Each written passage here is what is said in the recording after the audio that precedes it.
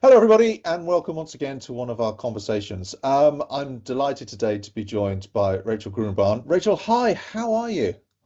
Fantastic. I always welcome the opportunity to geek out about LinkedIn. And this is a double treat for me because we're talking to agencies. And as a copywriter and marketer myself, that's a fantastic opportunity.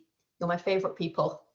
Great. Well, you're in the right place then, because we've got lots of agencies and copywriters and creative folk that tune in to watch this. So, Rachel, you and I met a few months ago through a mutual friend, and we got talking. And you've got a fascinating career path. Tell us a little bit about where you started. I mean, you said you're a copywriter, how you got into this wacky world of creative, and what you're doing now, please.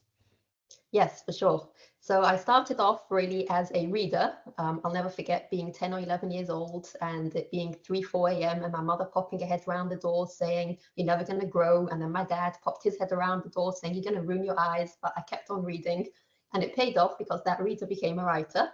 And I actually published my first features and stories when I was 16 Wow. under a variety of fun pen names. I never told the editors how old I was or they wouldn't take me seriously. That segued into becoming an English teacher, a geography teacher, and then I went into the grant writing field. So it was very meaningful, fulfilling work, writing grant applications for charities.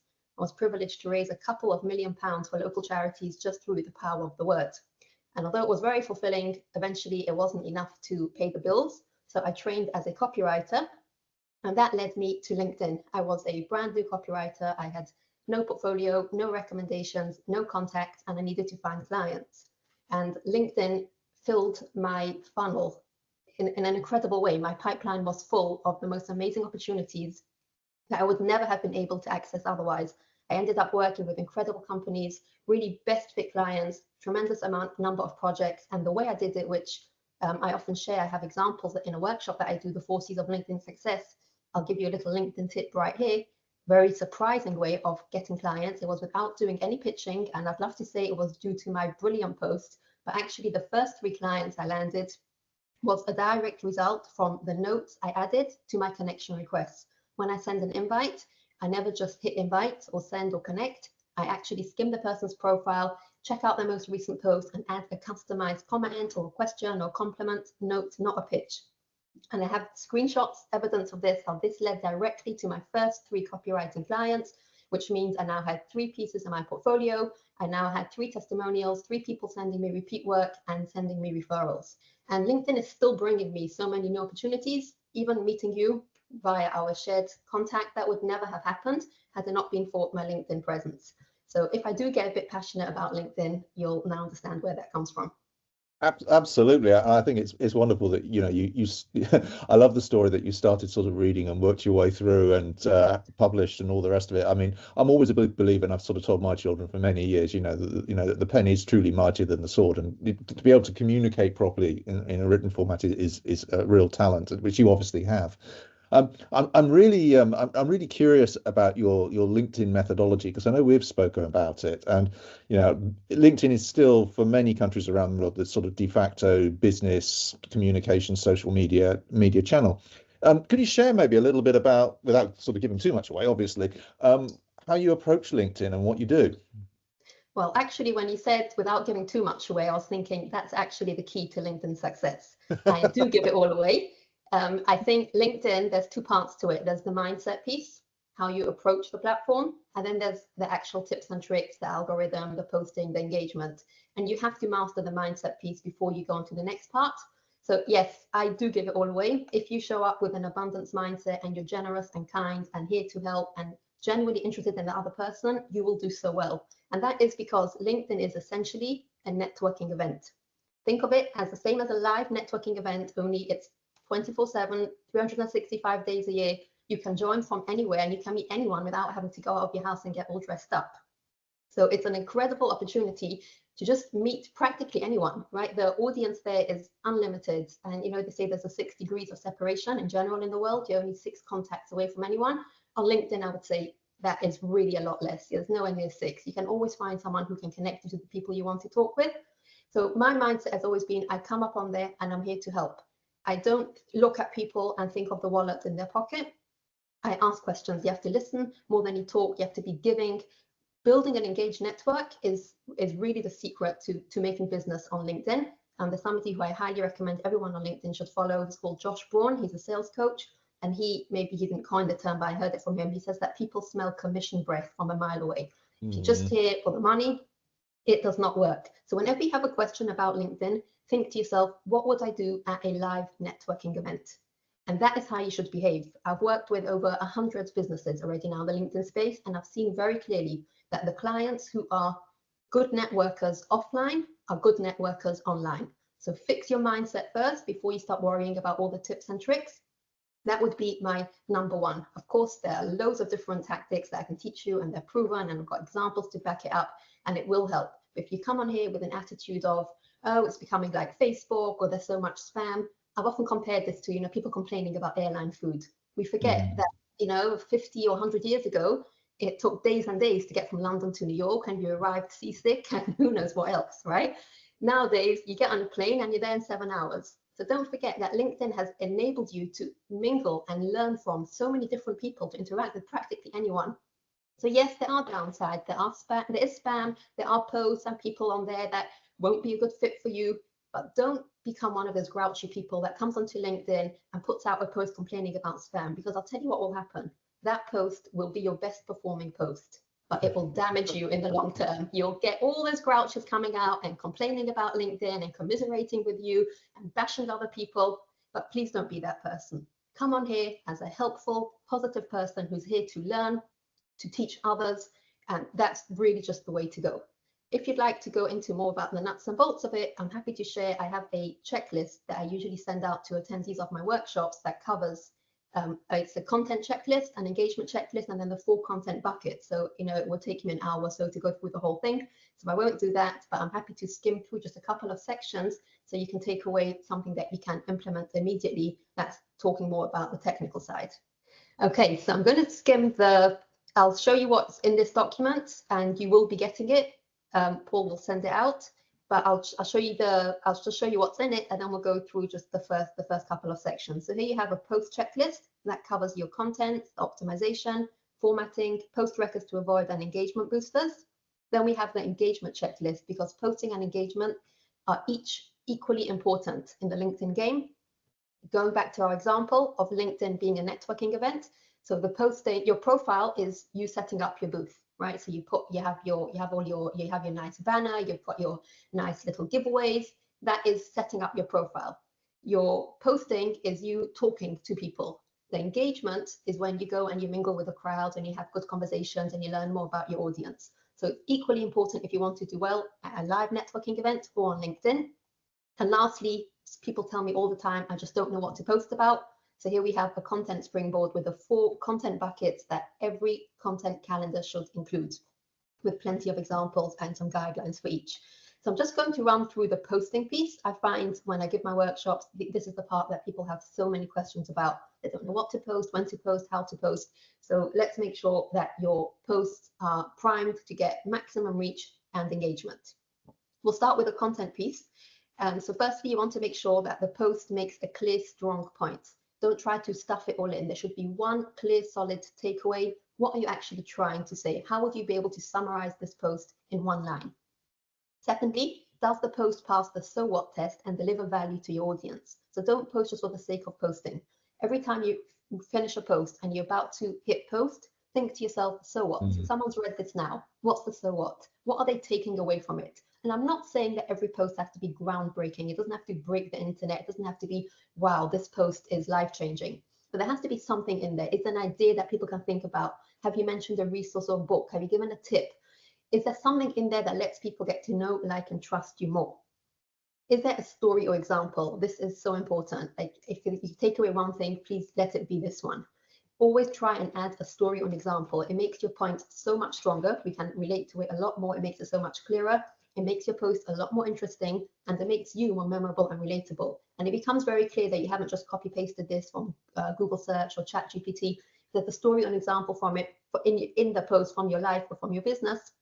It makes it so much more valuable and powerful.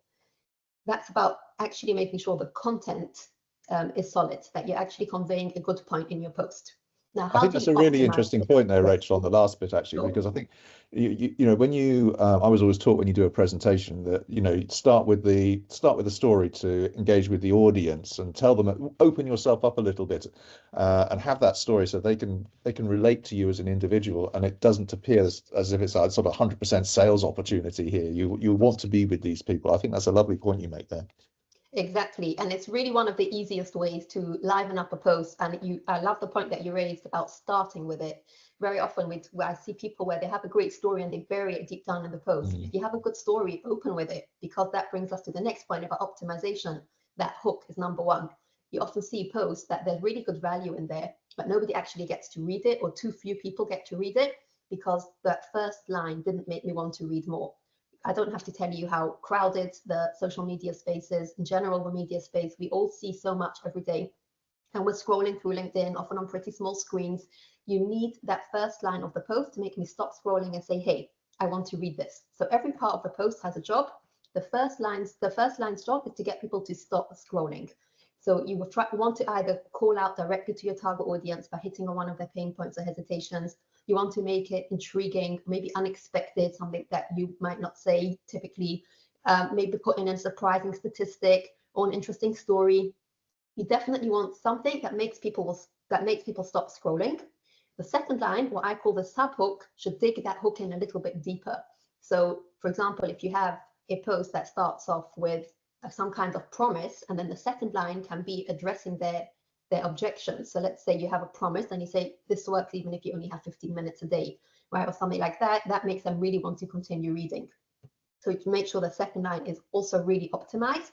And then the last line, the last line's job is to invite engagement. So you can have a really good post, but if you don't give me an easy way to reply to that post, I probably won't. If I need to now think of a comment, I'm going to scroll further. However, if you ask me a question, that's easy. You ask me a question, I'll answer it. Make it easy for people to engage, because we're not going to burn too many brain calories trying to think of something to say. So we might just like the post, but we will not comment on it. So you definitely want to have a question that's easy to answer. And in my workshops, I have plenty examples and do's and don'ts. You know, it shouldn't be no double questions. So some people ask two questions, nothing that's too complex or too personal. You want it to be something that really generates engagement, is easy to reply to, and I've got plenty of examples there. I will give you a tip though, whenever I talk about optimization, write the post first. Don't worry about optimization. First, get out what you want to say and then optimize it. If you get stuck on that first line, you are not going to write that post. Your brain freezes. Write the post and then I do my hooks and my closing lines last. I get the meat of the post. I make sure the post makes a clear point. I make sure it's interesting, it's well structured. And then very often a line in the post will jump out at me and can say, hey, that can actually be the hook. But even if not, I've got my meat done and then optimize afterwards. If not, you just get frozen on that first line and then you won't post, which is a big loss to all of us because we all want to hear what you have to say. That's actually a really good point, and actually something I think that one could use potentially in writing emails as well, and even a presentation. I think people, it's all too easy to get drawn into the bit that you want to get to without actually helping people understand how you Right. got there, if you see what I mean. Yeah, that's Yes, a and great point. the blank page is very daunting. So once you've Yeah. got 90% of the post done, and then you just go and do the optimization. Formatting wise, again, because we are scrolling and very often on phones, on small screens, you want to make sure it's easy on the eye and it's skimmable. So you want plenty white space. Yes, I know the writers in us are cringing, you know, when we see these really short sentences and everything is, you know, grade level 5 vocabulary, but this is what works on LinkedIn, and we've got to play by the rules. Bullet points, lists, subheadings, so important. It makes a huge difference. Again, don't fret about this as you're writing.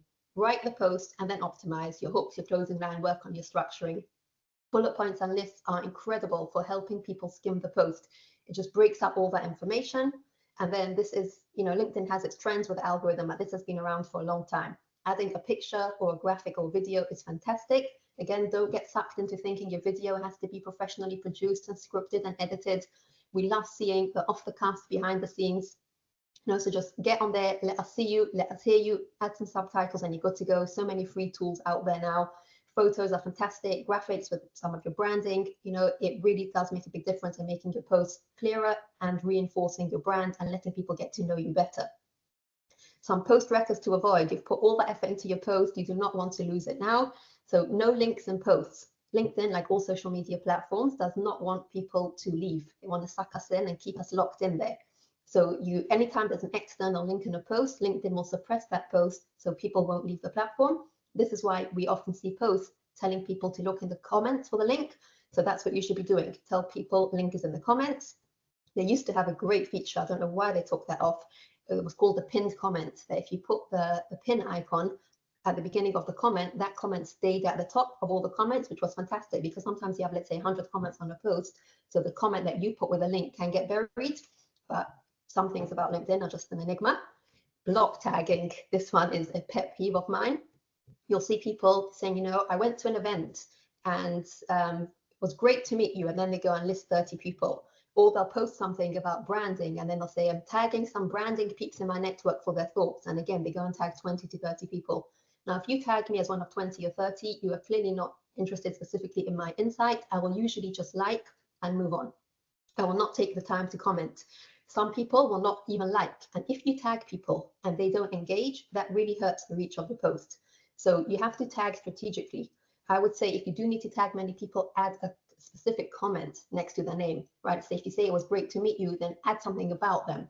Don't just have that list just to get it off your to-do list. Oh yeah, I mentioned everyone. Okay, I'm good to go. And I hope I'm going to get tremendous engagement now because I tagged 30 people. So you want to make sure that you tag strategically, both in the posts and in the comments. Again, a lot more details and examples about this in the workshop. I show you how to do it in the posts and in the comments, which mistakes to avoid, and how to do this intelligently and intentionally so you end up, yes, getting really insightful engagement from the people you've tagged. Hashtags, I still use them out of habit mostly, but really on LinkedIn, you can forget about hashtags. They have little to no impact. Nowadays, on algorithm, did you know that? No, I didn't actually. I was surprised. Well, Yeah, so we don't have to stress about them anymore. However, if you do want to use them, please don't put a wall of hashtags at the bottom of your post. More than 3 makes your post look spammy to readers and to the algorithm. This is, again, personal preference. I always stack my hashtags at the bottom of the post. You know, LinkedIn sometimes, I don't know if it still does actually, it used to suggest, like, if you write a post, it would automatically hashtag some word throughout the post, and you could choose if you wanted to accept that or not. I wouldn't. I think it impacts how readable your post is. I would just stack them at the bottom. Some people do use them quite well for branding purposes, like add something quite humorous, you know, in the hashtags. You can do that, but it will not really affect your reach or who your post gets seen by at all. Lastly, engagement boosters. You've put out that post and now we want to get that engagement going. So bring us back to tagging. Have you tagged any people or companies mentioned in the post? Again, only if they are likely to respond, because otherwise it will hurt your post. And again, do this carefully, don't block tag.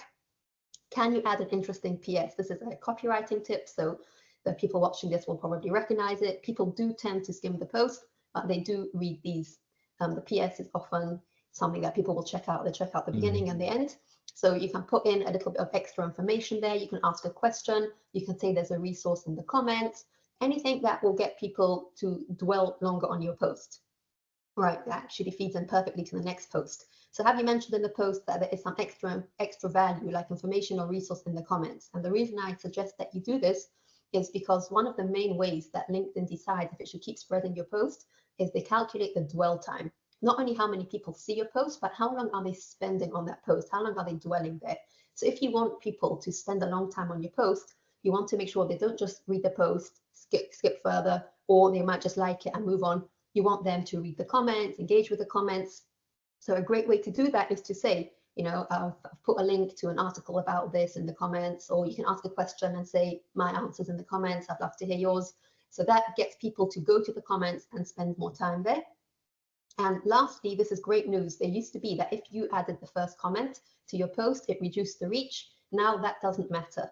You can put your comment up right after your post. You can comment on your own post, and it starts giving the post some momentum. So whenever I prepare a post, I go and prepare a comment as well.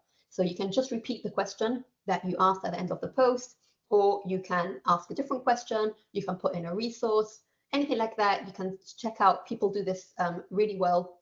And I often ask people to like the comment. So in that comment, I'll say, please like this comment so it stays on the top, because it sorts, LinkedIn naturally automatically sorts comments by most relevant. So do go and prepare a comment and post it right after you put that post up. So of course, there's so much more to talk about when it comes to posting. So people always ask me, is it okay to schedule posts? What time should I post? Kind of edit posts? And there's so much more information I can share. And I'm happy to in any of my trainings, but I won't go on and on now. Of course, anyone watching is free to message me and ask me anything. I'm always happy to help. Actually brings me to something I wanted to mention, that I do offer a free LinkedIn Q&A session once a month, where anyone can come on for an hour. You can stay the full hour, you can hop on and off and ask me any specific LinkedIn questions, challenges that you're dealing with, things you're wondering about, and you get live, instant, custom guidance. So I run those once a month, and you can find a link to those on my profile and join us anytime. Always a great range of questions that come up. It's amazing, Rachel. Every time I listen to you, and I've seen this a couple of times, you presented kindly to me, and I always sit here and I think, you know what? I do that. I shouldn't do that. I know I shouldn't do that, and I've done that wrong. But I mean, it's actually a lot of what you talk about, and forgive me, it is common sense and it's good copywriting. But actually, there's also a lot in there which is, make it easy for people to engage with you and get on with it. But there's a lot of depth, and I've seen the rest of the stuff you do, and it's fantastic. Which brings me on very nicely. I mean, you very kindly put together an offer for our Mission Hubs partners around the world to help them. And I think this is again part of what we're trying to do with Mission Hubs, about helping people be new business fit almost for 2025, but also from a sort of a senior person level. That idea of personal branding and your appearance on LinkedIn is so important these days, and dovetails very often into the business that you're working for, and there's sometimes very little separation between the two. But please tell us a little bit about the offer that you've kindly put together for our Mission Hubs partners. Yes, I'm happy you raised the point about new business, because LinkedIn really, of course, it's primarily for B2Bs. It should be a part of practically every B2B's sales and marketing strategy, whether it's one of your primary sources of leads, or even it just supports your other sales activities. Because this is interesting. If you put your name into Google, the first result will be your website if you have one, and the second one will usually be your LinkedIn profile, which means that many people will click through. And it's very different to the website, because the website is more the polished overview of the company, whereas the LinkedIn is the ongoing conversation, and they can see what you're working on now. They see not only what you do, but how you do it, the way you think and work as a person, as a business owner. They see the journey, and it can really make a big difference to someone deciding if they should reach out to you or not. So whether you use it as top of funnel for people to become aware of you, or you're using it as bottom of funnel, which actually many clients I've spoken to say this. They say that very often they find people who they're in serious talks with are really kind of stalking their LinkedIn, and it can be the clincher. So you want to make sure that your profile is fully updated, and that you have a content calendar in place, an engagement strategy in place, a networking strategy. And I know the objection here is it takes so much time. I don't have 2 hours a day to be on LinkedIn. And the good news is that if you're focused and you know what to post and who you're here to engage with, you will spend a lot less time scrolling and a lot more time actually making sales. Again, it's not instant, and it's true, it's getting more crowded, but you will get there, right? That was a bit of a tangent, but I had to get that out. So the offer. So I am happy to take a look at your company profile, your personal profile, perhaps a few personal profiles of key team members, and have a look at your activity, and then send you a written and video review and recommendations. So I'll tell you what you're doing well. Remember, I was a teacher, and the head teacher always told us you have to use the sandwich technique when you talk to parents. You've got to sandwich any constructive criticism between two compliments. So I will be kind, but I'll also be honest and direct, and I'll show you what you're doing well and where there are opportunities for optimization. It will be very practical, easy for you to implement. And of course, I'm always happy to answer questions. You can email me, you can message me on LinkedIn, or join one of my monthly LinkedIn Q&As and ask me there. And I would love to see more content from branding agencies, marketing agencies. You're in a great industry for this, because you've got so much visual work to show us. So you're really lucky, and you've got great stories and great clients and great causes that you work with. So it's easier actually for branding agencies and marketing agencies to be out there than a lot of the more boring industries. Great. I love the idea that you're going to sort of sit there with your red pen giving me 5 out of 10 for my LinkedIn profile. Rachel, it's so kind of you to give us the offer. Really appreciate it. And if anybody wants to take it up, please do get in contact with me, and I can pass you on to Rachel, or contact Rachel directly through a site. But obviously for the Mission Hubs offer, please contact me first.